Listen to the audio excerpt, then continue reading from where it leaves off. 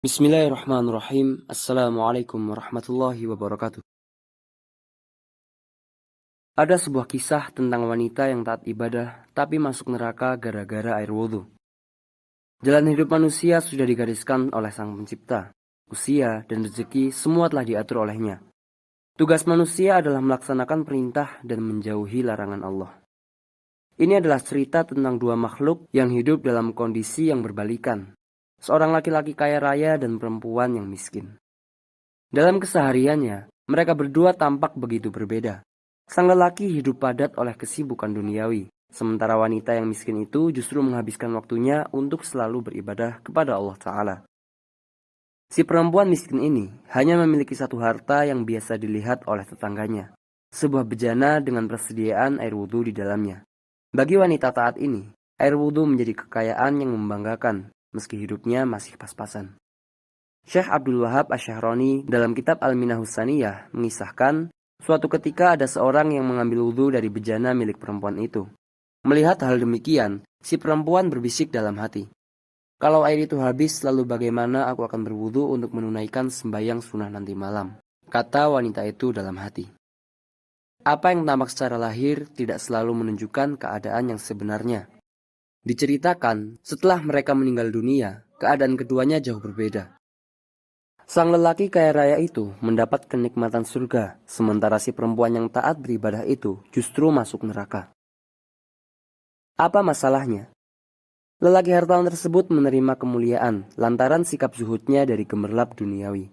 Kekayaan yang banyak tak lantas membuatnya larut dalam kemewahan cinta dunia, serta kebakhilan apa yang dimiliki semata untuk kebutuhan hidup menunjang keadaan untuk mencari ridha Allah Subhanahu wa Ta'ala. Dan pandangan hidup semacam ini tidak dimiliki si perempuan. Hidupnya yang serba kekurangan justru menjerumuskan hatinya kepada cinta terhadap benda. Buktinya ia tak mampu merelakan orang lain untuk berwudu dengan airnya, meski dengan alasan untuk beribadah.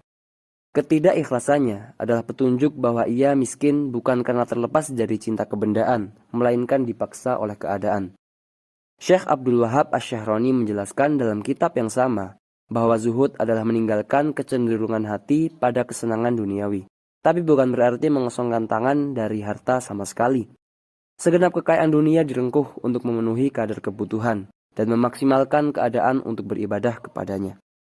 Nasihat ulama sufi ini juga berlaku kebalikannya. Untuk cinta dunia, seorang tak mesti menjadi kaya raya terlebih dahulu.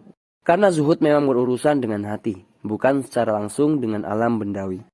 Dan berikut ini kami telah merangkum 5 penyakit hati yang harus kita hindari.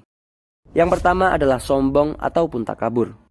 Pertama ada perasaan sombong yang sering juga kita sebut sebagai takabur. Karena kesombongannya, seseorang memiliki kebanggaan berlebih pada kemampuan diri sendiri. Ia memandang dirinya tinggi dan enggan mengakui bahwa ada orang lain yang lebih baik. Allah Subhanahu wa Ta'ala sangat membenci sifat ini karena merupakan penyebab kafirnya iblis. Oleh sebab itu dalam Al-Quran surah Al-Isra ayat 37, kita diminta untuk menjauhi sifat sombong. Ayat itu berbunyi, وَلَا تَمْشِ فِي الْأَرْضِ مَرَحًا إِنَّكَ لَن تَخْرِقَ الْأَرْضَ وَلَن تَبْلُغَ الْجِبَالَ طُولًا. Artinya, janganlah kamu berjalan di muka bumi ini dengan sombong, karena sesungguhnya kamu sekali-kali tidak dapat menembus bumi dan sekali-kali kamu tidak akan sampai setinggi gunung. Al-Quran Surah Al-Isra ayat 37. Selain itu, manusia tidak berhak sombong karena kekuatan terbesar hanya milik Allah Subhanahu wa Ta'ala. Kemudian yang kedua adalah mengagumi diri sendiri. Di bawah sifat sombong, ada karakter ujub yang merujuk pada kecenderungan mengagumi diri sendiri. Kebiasaan inilah yang menjadi akar sombong di dalam hati seseorang. Menurut hadis riwayat Abu Razzaq, Rasulullah SAW pernah bersabda, 3 hal yang membawa pada jurang kebinasaan. Yang pertama, tamak lagi kikir. Kedua, mengikuti hawa nafsu yang selalu mengajak kepada kejelekan. Dan ketiga adalah ujub, ataupun merasa takjub pada diri sendiri. Tidak hanya itu, rasa ujub juga bisa membawa kita kepada kekafiran. Allah Subhanahu wa Ta'ala berfirman, وَأَمَّا الَّذِينَ فِي قُلُوبِهِم مَّرَضٌ فَزَادَتْهُمْ رِجْسًا إِلَى رِجْسِهِمْ وَمَاتُوا وَهُمْ كَافِرُونَ.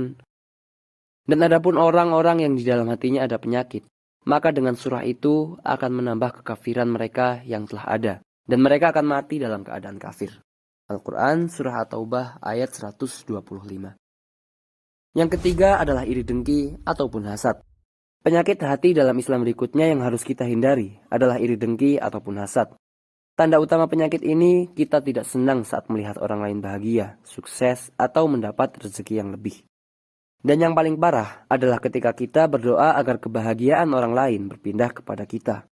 Perlu kita ketahui bahwa iri dengki adalah salah satu penyakit yang bisa menggugurkan pahala.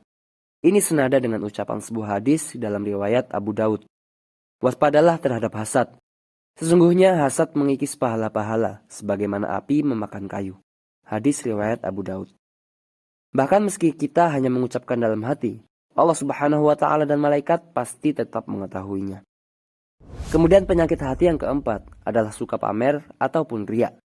Suka pamer setelah melakukan hal yang baik bisa menghilangkan pahala dari amalan baik itu. Pasalnya, kebiasaan pamer ataupun riya termasuk penyakit hati dalam Islam yang tidak disukai oleh Allah Subhanahu wa Ta'ala. Riya akan menghilangkan rasa tulus ikhlas yang seharusnya kita miliki ketika melakukan ibadah.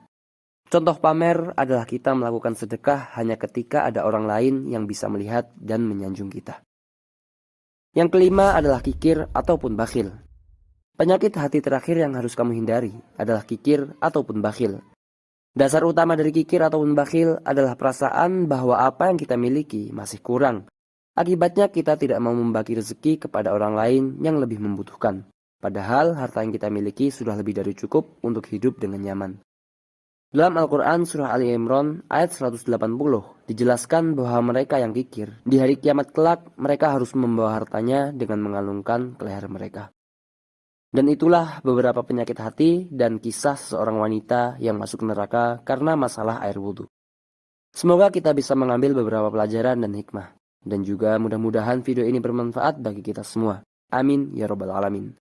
Wallahu ta'ala a'lam wa sallallahu wassalam wa baraka ala sayyidina Muhammad wa ala alihi wa sahbihi ajma'in. Wassalamualaikum warahmatullahi wabarakatuh.